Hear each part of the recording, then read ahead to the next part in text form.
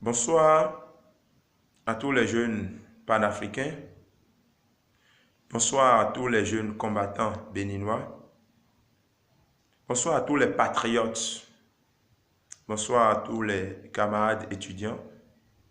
Moi, c'est le révolutionnaire. Je ne suis plus à présenter.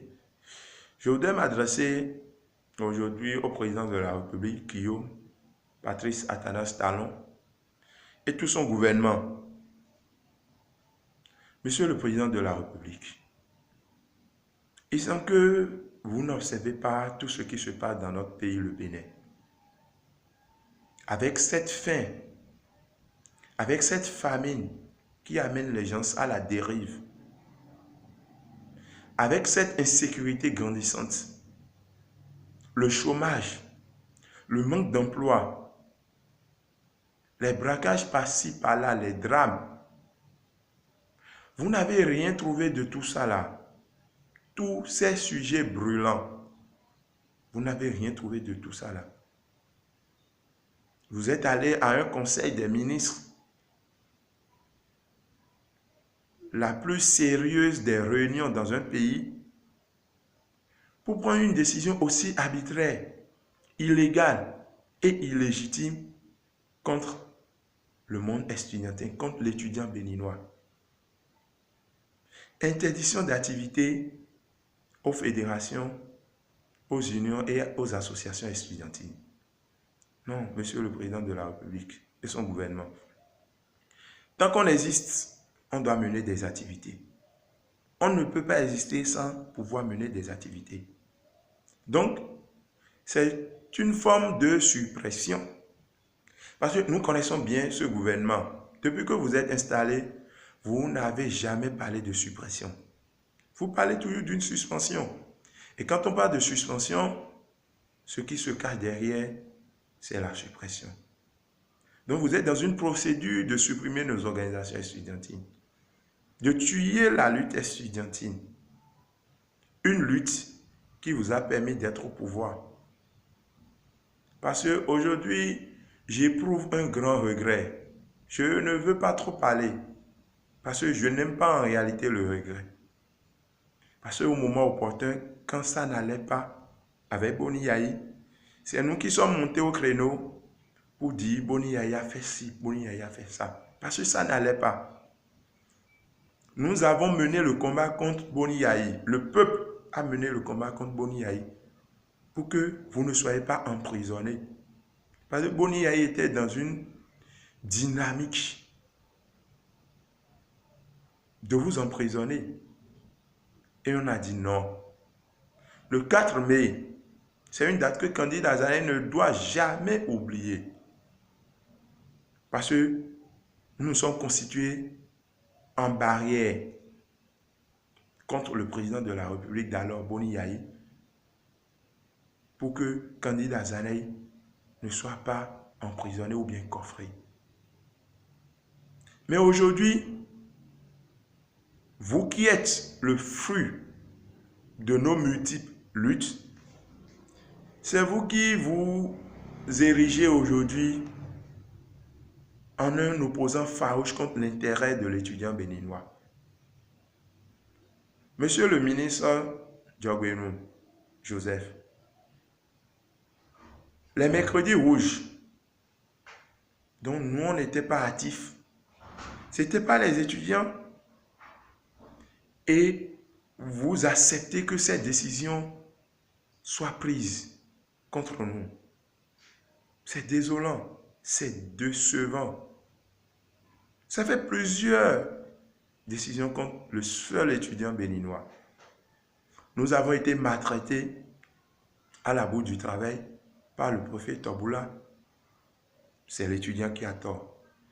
21 étudiants ont été suspendus. J'en fais partie. Ça ne me fait ni froid ni chaud. C'est l'étudiant qui a tort. L'invalidation de l'année académique à la flash. Des milliers d'étudiants sont restés à la maison. C'est l'étudiant qui a tort. Fixation de prix arbitraire à un grand séminaire sur le système LMD pour l'inscription à l'université d'Abou-Ekrabi. C'est l'étudiant qui a tort. Et comme tout cela ne suffisait pas, Monsieur le Président de la République, vous prenez maintenant une décision pour interdire aux organisations estudiantines de mener des activités. Ça ne passe pas. Vous préparez en réalité une bombe atomique. Et lorsque cette bombe va s'exploser, vous n'allez pas pouvoir l'arrêter. Monsieur le Président de la République, vous êtes le fruit de nos efforts. Vous devez travailler pour un Bénin meilleur, où il fait bon vivre, où les jeunes trouvent quelque chose à faire. Aujourd'hui, la mévente, le chômage, les braquages, c'est ça l'actualité. C'est ça les sujets brûlants. Pensez à comment régler ce problème de chômage, de manque d'emploi. Les gens ne mangent pas au pays, Monsieur le Président de la République. Vous êtes dans de belles voitures, dans des voitures de luxe. Mais le peuple souffre. Le peuple souffre. Et après 6 mois, le bilan est négatif, Monsieur le Président de la République. Non. Moi, je pleure des fois, comme beaucoup de combattants béninois. Vous voulez gérer un pays sans opposants. Tout se passe comme si vous voulez gérer ce pays sans une opposition. Parce que vous êtes dans une dynamique de supprimer tout ce qui est opposition. Parce que l'opposition vient souvent du monde estudiantin. Parce que quand ça ne va pas, nous montons toujours au créneau. Et je vous demande de convoquer dans les jours à venir un conseil extraordinaire pour dire non, l'intention n'est pas de supprimer nos organisations estudiantines. L'intention n'est pas de porter atteinte à la liberté d'expression et à la liberté d'association. L'intention peut être, pour nous aider, nous, étudiants béninois, c'est de mettre de l'ordre à l'université d'Abomey-Calavi. C'est de nous aider peut-être à réorganiser nos organisations. C'est de nous mettre dans de meilleures conditions d'études.